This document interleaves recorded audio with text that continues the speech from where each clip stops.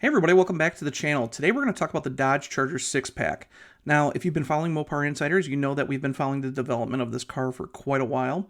Back in November, on November 11th to be exact, we actually posted images of the car for the first time. And these were from a person on Instagram who we got him somehow from Instagram, I can't remember how, but this person actually caught this car sitting in somebody's driveway in Metro Detroit.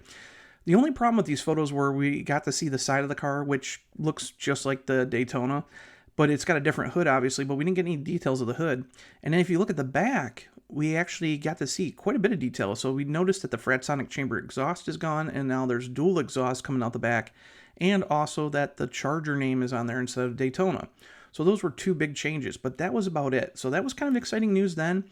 And then earlier this month, one of our readers actually caught a holding lot in Metro Detroit with both the 2-door and 4-door six-pack cars on there. Now, while these are cell phone photos and we don't get a whole lot of detail, we do get some new details with the grille, because this was something we didn't see before. So it's got a mail slot grille, kind of like how the outgoing 2023 wide-body cars had. And the front end just looks way more aggressive. So here, obviously, we see that they get a new machined-faced wheel, basically based on the RT wheels that we've seen before, and it just overall looks really good. The thing that really caught our eye was obviously this car here. This is the 4-door standard output car, which is going to have 420 horsepower. But what makes it really unique is the fact that this is a base car. So like the Dodge Charger Daytona RT, we've seen these base wheels on it. This one also doesn't have a plus package. And the first way you can tell like a Daytona or even these new six-pack models do not have the plus package is that the DRL that runs around the bottom is missing on the plus cars, or not the plus cars. So if you get a plus model, you get the light bar down here, but on the ones that don't have the plus package, they don't have it. So this was a base car, and again, because all the cars are silver and white, we can't see a lot of detail with that hood. We can see the hood extractor, the heat extractor on the hood, but we don't get a lot of details like how pronounced it is. However, this week, our spy photographers actually caught the Charger Charger SIXPACK coupe out testing near Auburn Hills. And this is the first time we've actually gotten, images of the car with nothing in the way, and actually like details of the hood. So if you look here, you can kind of see that it looks, kind of stands up a little bit. Kind of reminds us of the Charger, or not Charger, but the Challenger hood, how it kind of curves around and then goes down. However, in one of these photos right here, this is the photo that really gets a lot of attention to detail. So first of all, we get to see that heat extractor, and it sits way forward on the hood compared to what we thought. We thought it would sit way back, kind of like maybe, almost 2/3 of the way back. This one sits right up on the nose. And you can see, because it doesn't have that R-wing, the Daytona is a lot more sleeker. This thing is a lot more aggressive. Look how raked that hood is. It comes all the way up, and then it's like almost flat with the windshield until it gets to past the front wheels. So it's going to be a massive hood to fit that huge inline six in. A lot of people don't understand that the Hemi V8's wider, but the inline six is a really tall and a really long engine. So they got to have a lot of room for that thing. So you can tell that this hood goes all the way out past, all the way out past the front wheels, and then it drops off really rapidly. So it looks very aggressive. Then we see that mail slot grille, and we see that the bottom of the grille is a lot different because it has to have more cooling. And it looks like the brake ducts, which I'm kind of disappointed that this car doesn't have fog lights to begin with. But these brake ducts look like they're a little more aggressive and a little more angular to get more air into the car.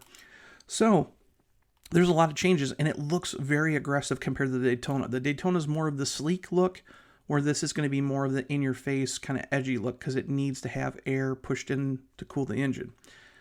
Out the back, let's look here. Here's even a closer look of the front end.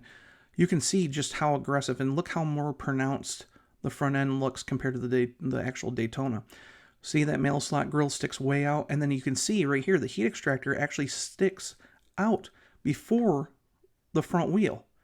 So I mean, that heat extractor is way out there, and then you can kind of see just how raked this hood design is compared to like where the Daytona is pretty flush and then it drops off just about where the wheel starts and then goes down because there's no grille.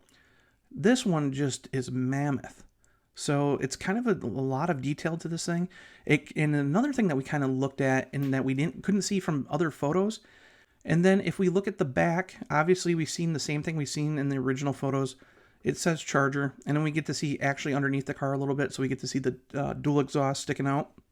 So there's not much to talk about on the car because we know everything kind of about it already.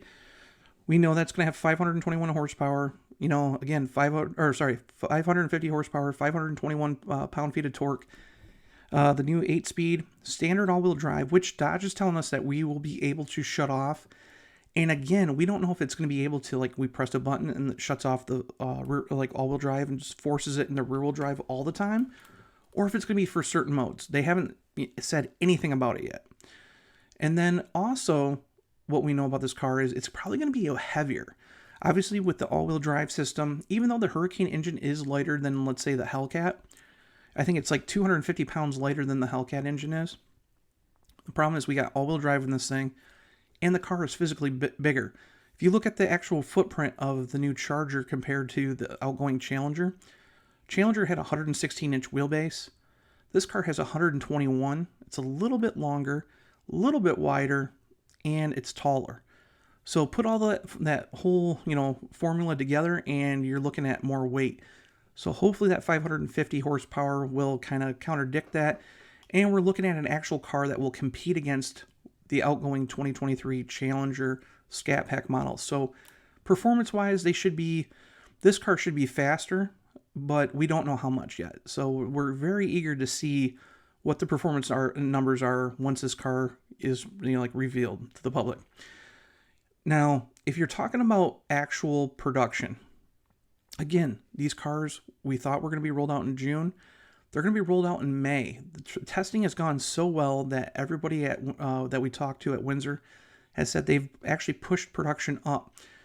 So you're going to be able to go into a Dodge dealer at the end of June and purchase one of these. Now, we've gotten a lot of questions about the tariff situation in that, and obviously, Trump has put a 25% tariff on all automobiles coming into the U.S. We don't know if Stellantis is going to start charging, more for just that car, or if they're going to spread it out across the lineup. More than likely, they'll probably spread it out across the lineup. So even the American cars will get an increase in price. So who knows? We don't know yet. There's an election going on in Canada right now for a new prime minister and a new government. We're going to see the official results. Voting is on April 28th, I believe.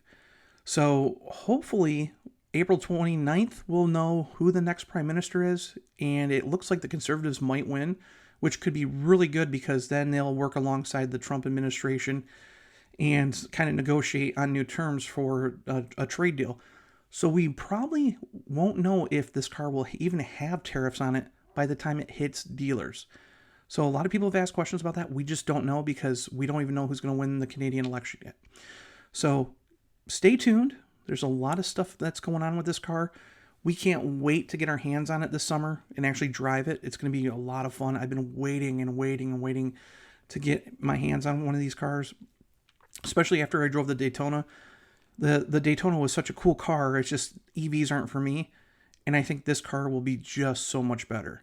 So we know that the Hemi car is coming, but we're still going to have to wait probably over a year for a Hemi car. But this thing should actually beat the outgoing cars, so that's going to be exciting itself. So stay tuned. Hit like if you like this video. Subscribe. And make sure to check out Mopar Insiders. This article is you're actually seeing this article before it comes out on Mopar Insiders. This article will be live at 3 p.m. Eastern Time today. So I'll see you in the next video.